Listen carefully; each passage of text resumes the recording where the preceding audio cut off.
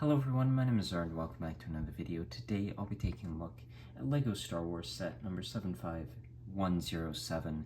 This is the Jango Fett buildable character. It has 85 pieces and retailed for $20. Currently it's about that $20 price used, but you're looking at about $60 sealed for this one. The buildable characters are, of course, a subline, a gimmicky line of Star Wars sets that released between 2015 and 2018.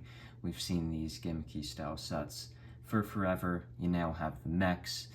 You had the Planet series. Funny enough, microfighters have really lasted a whole while, even with only about one or two releasing now. But the buildable characters were definitely a short-lived thing, but one that definitely wasn't the most popular of things, and looking back at it, there's a lot of bad ones, but I think there are also a lot of honestly very solid ones, and this, I think, is one of those solid ones. I think all the non-humanoid characters are very well done.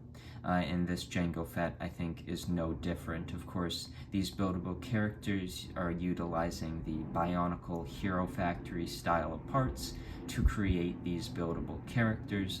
Each of them will have a molded headpiece. For this one, of course, is the Mandalorian blue and silver helmet of Jango Fett.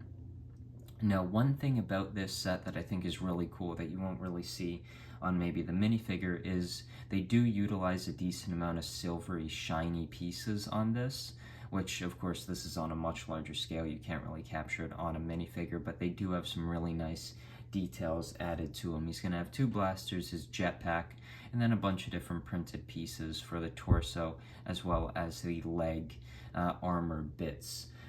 So I think this is a very solid buildable character. I think you can really articulate it very nice and have a pretty nice display on just an addition to a Star Wars shelf, like adding this beside a Jango Fett Slave One, a Jango Fett minifigure.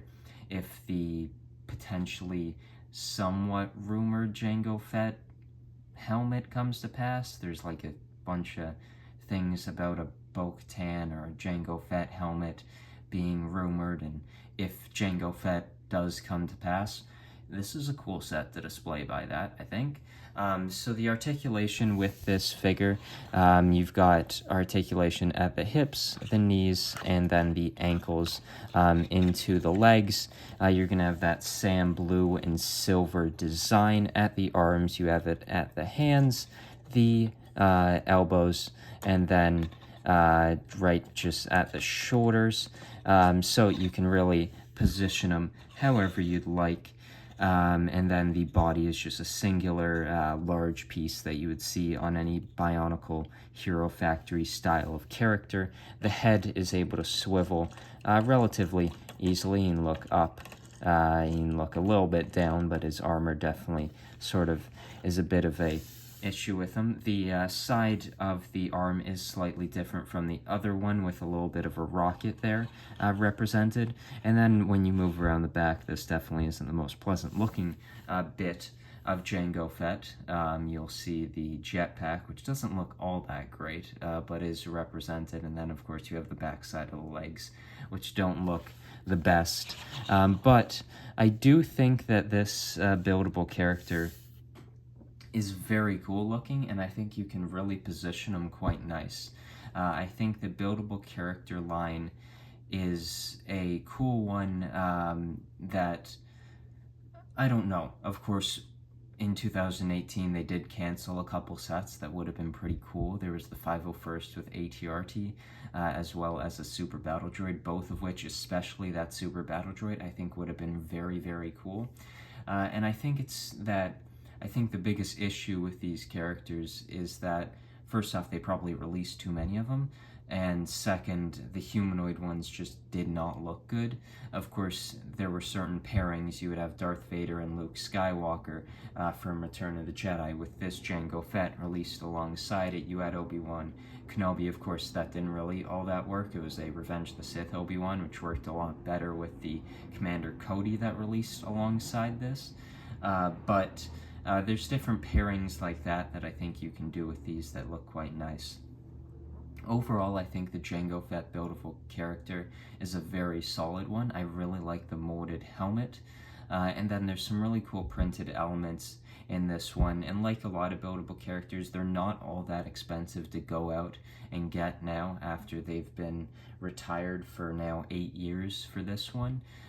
So yeah, you know, if the Jango Fett helmet does come to pass, or if in a couple years they release a Jango Fett Slave 1, I think this is a very fun set to pair with that, and I think it's a very solid one, and overall I think they can add some fun depth to a Star Wars display, and I don't think the buildable characters are as bad as they were initially received. I think there's a few of them like this one that are very, very solid. And yeah, I would definitely recommend going out and getting them. Like, you can't do that with most retired sets, because a lot of retired sets will be quite expensive, especially in the Star Wars line. But with these buildable characters, they're not all that expensive to get after their retirement. And because of that, I'd say, why not? If you're interested in it, I'd definitely go out and get this one. I think it's a pretty fun one. One other thing, you can have the little Technic bits attached to the holsters of the Jango Fett buildable characters. So yeah, it's a cool one. I hope you enjoyed this video, and I'll see you in the next one.